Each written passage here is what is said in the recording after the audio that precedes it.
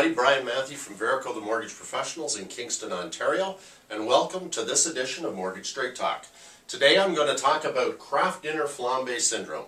So if you've watched my budget videos, you know at the end of my last budget video I talked about Kraft Dinner Flambe syndrome, and I was going to give you an explanation of what it's all about.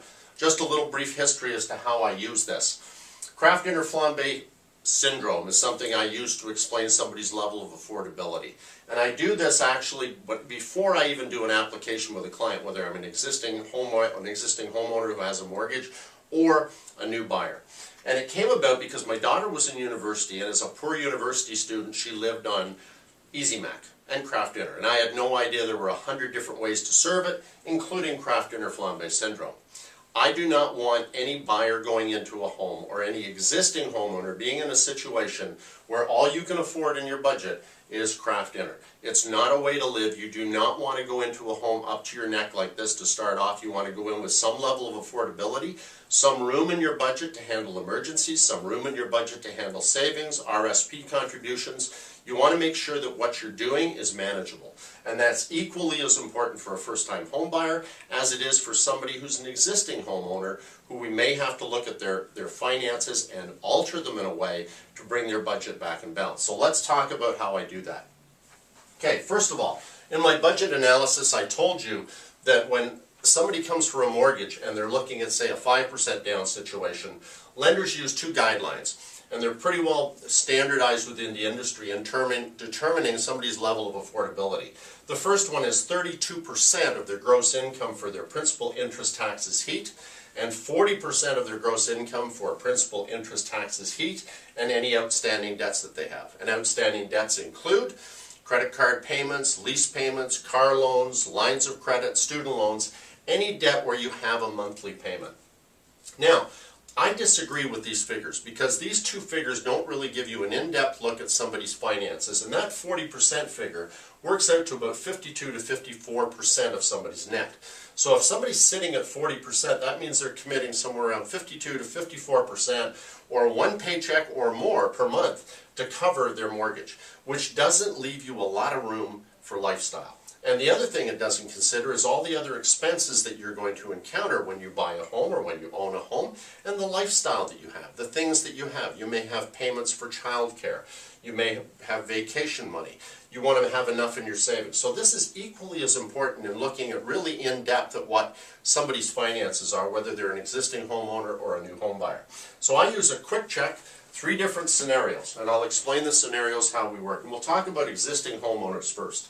With existing homeowners, what I do is take principal, interest, taxes, and heat, and I multiply that by 12 and divide it by their gross. Then I add on all their outstanding debts, take that total and divide that also, multiply by 12, divide it by that gross. That's going to give me two figures. This 32 and this 40% are the top line figures that I'm working with. If somebody's renting currently and they're going to be buying, I'll start off with their rent and I'll ask them how much more do they think they can pay in rent to include their principal and their interest payment and their tax payment and their heat. What's that top line figure in your budget that you think is affordable for you? I'll take that figure and I'll multiply it again by 12, divide it out by their gross. Then I'll add all their outstanding debt, all the payments that they have. I'll do the same thing, multiply by 12, divide it out by their gross, and that's going to give me 2 percentages. Now, if when I'm doing this, I look at somebody and they sit at 20 and 25% or less than 20 or 25%, I know in the case of an existing homeowner that their finances are very well organized, and in fact they probably have room to use some of their budget for other things or other holes they may have in their financial plan. They may want to take advantage of prepayment privileges or putting extra money on their mortgage to shorten their amortization and save themselves some money. In the case of a first-time home buyer, I know they have a lot of room in their budget. They haven't bitten off more than they can chew, and again they're going to have a lot of room in their budget for all of those things that they will encounter going into a home for the first time.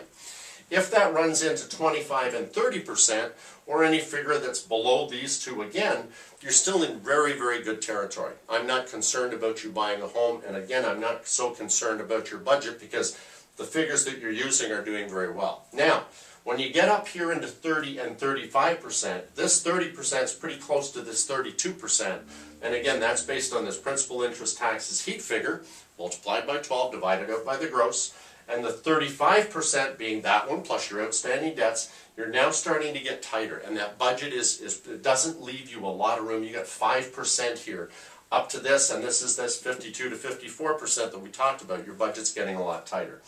When you're sitting at 32%, and this figure here is close to 38% or even over 38% or approaching this 40, I consider you to be in Kraft Dinner Flambe syndrome territory.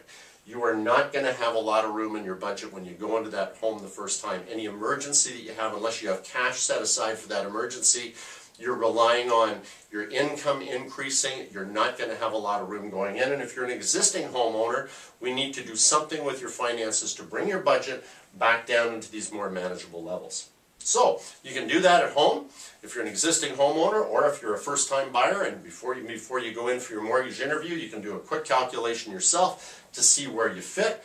Those are my guidelines. They're not guidelines that everybody else uses in the industry, but I've been around for 22 years. I've always put people into a home. I never want to walk down the street and have somebody look at me and say, "Brian, you put me into a home that I couldn't afford." I'm always going to make sure that when you go in, you've got a home that's affordable and you can live and enjoy your property. So that's it for Kraft Dinner Flambe syndrome. My contact information is at the end of this video. If there's any questions you have, I welcome your questions. That's it from Mortgage Straight Talk this edition, Kraft Dinner Flambe syndrome. I'm Brian Matthew, Verico, the Mortgage Professionals. Thanks for watching.